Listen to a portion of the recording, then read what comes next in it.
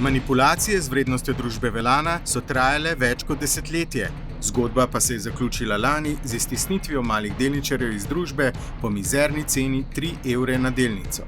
Številnimi manevri je vodstvo družbe in z njimi povezanim osebam uspelo prevzeti podjetje, pri čemer so najkrajšo potegnili prav mali delničarji. Kljub številnim nepravilnostim, ki so se nabrale v desetletju, pa do danes zaradi tega ni odgovarjal še nihče. Še več, minuli teden je na okrožnem sodišču v Ljubljani sodnica Anja Gregorič-Lozej zaradi zlorabe notranjih informacij v primeru Velana na pogojno kazen obsodila tistega, ki je na nepravilnosti vseskozi opozarjal, predsednika Vseslovenskega združenja malih delničarjev, magistra Kristjana Verbiča. Po zelo dolgotrajnem postopku, v katerem so priče jasno izpovedale, da informacija o delničarskem sporazumu ni bila notranja, je bila na razpolago vsem delničarjem, tudi drugi javnosti. Po objavi natančnih informacijah v časniku Dnevnik smo bili absolutno prepričani, da bo izrečena oprostilna sodba.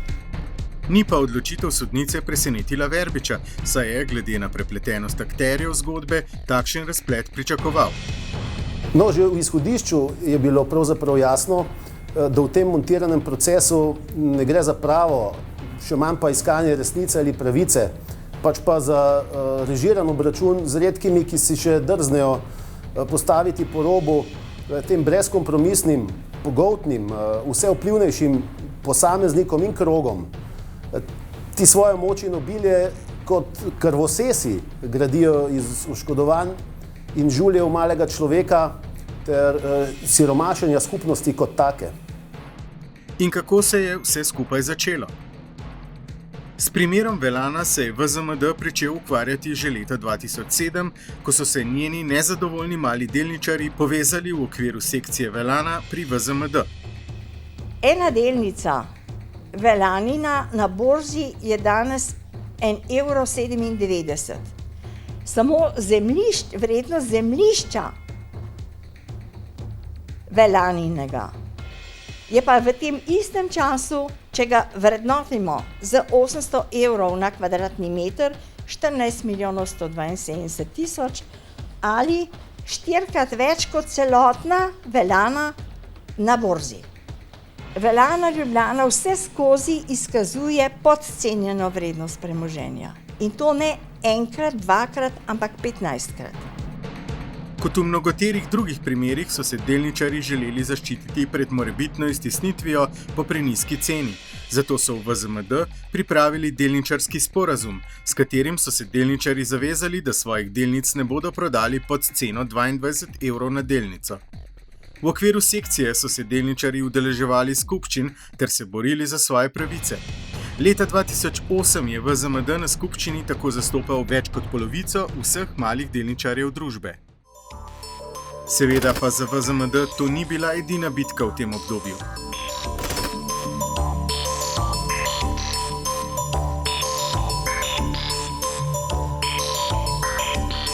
Ja, preden podpišem, mi povejte, koliko vam piše glasov. Vi imate 74,680? Ne bo držalo. Jaz imam 125,200 glasov.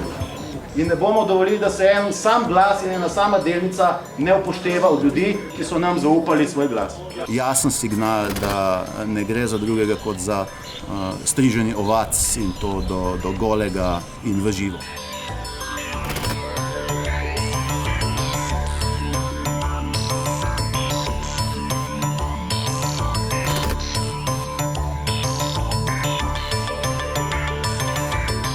V Sloveniji imajo vsi posrane riti. Nobeden nima jajc, da bi Urn povedal, da je treba stvar rešiti.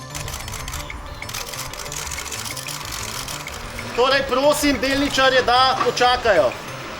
Kajti skupščino bomo vendarle izpeljali. Tako so se kaj kmalu začele številne diskreditacije in pritiski, ki so eskalirali do te mere, da je Agencija za trg vrednostnih papirjev sprožila kar 2 prekrškovna postopka, ki pa ju je po prejemu obširne dokumentacije strani VZMD kasneje ustavila.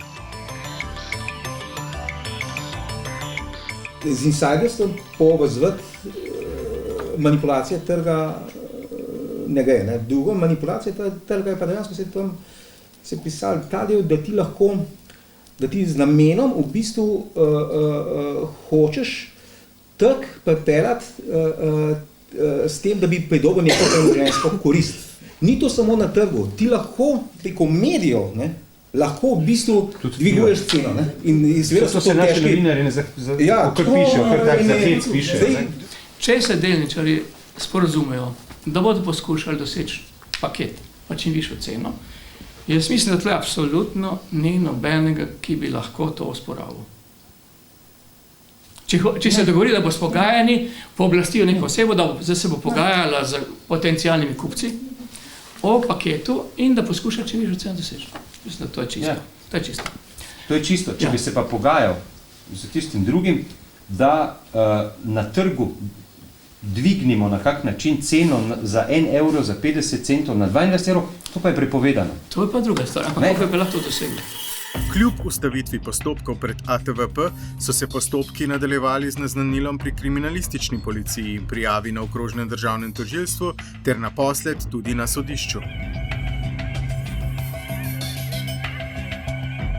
Primer je prevzela sodnica Anja Gregorič-Lozej, sicer takratna žena Sama Lozeja, predsednika nadzornih svetov Kapitalske družbe in Slovenske odškodninske družbe oziroma Slovenskega državnega holdinga, katerega članica je bila tudi Simona Razvodnik-Škofič, žena Damjana Škofiča, takratnega predsednika nadzornega sveta Velane.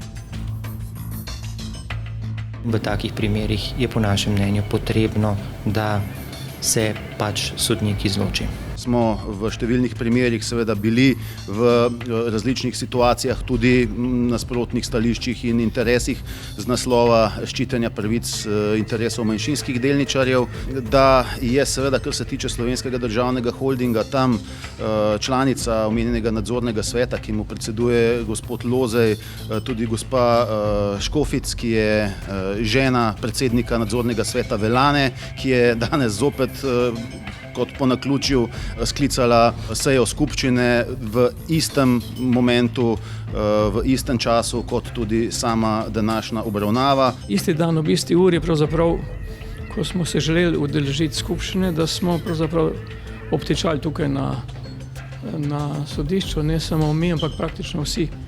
In to je po Zeitungih pisali, konkretno.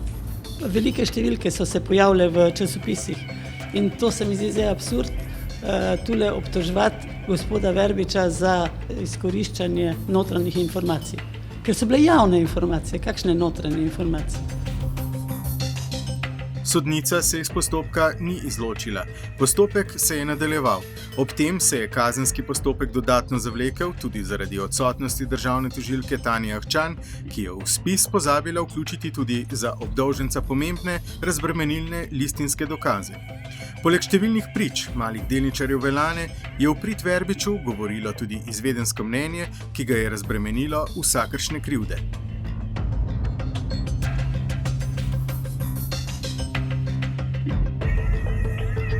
Na današnji obravnavi je tožilstvo ponovno predlagalo postavitev še enega izvedenca ekonomske stroke, saj z ugotovitvami prvega, ki so absolutno v korist obrambe, ni bilo zadovoljno, in sodišče se je odločilo, da bo temu dokaznemu predlogu sledilo. Tožilstvo je zaradi kopice razbremenilnih dokazov naposled sodišču predlagalo, naj Verbiča obtoži na podlagi listin prejetih strani ATVP, čemur je sodnica Lozejeva sledila. Obramba ima tudi občutek, da se meša prekrškovni vidik in kazenskopravni vidik očitanega kaznivega dejanja. Zlasti je pa ključno to, da je Agencija za trg vrednostnih papirjev ustavila vse prekrškovne postopke zoper Kristjana Verbiča, a po drugi strani sodišče izreče kazensko sodbo, kar pa je najmanj nenavadno, če človek ni odgovoren za prekršek, a po drugi strani ne bi bil odgovoren za kaznivo dejanje. Da gre za proces, ki ima seveda zelo jasen fokus, zelo jasen namen, škodovati prizadevanjem Vseslovenskega združenja malih delničarjev, našim prizadevanjem, ki so v primeru delničarskih sporazumov doslej bila učinkovita in hkrati seveda škodovati tudi mojemu dobremu imenu. Obramba je tudi napovedala pritožbo, zoper sodbo se bo pa pritožila potem, ko dobi pisni odpravek.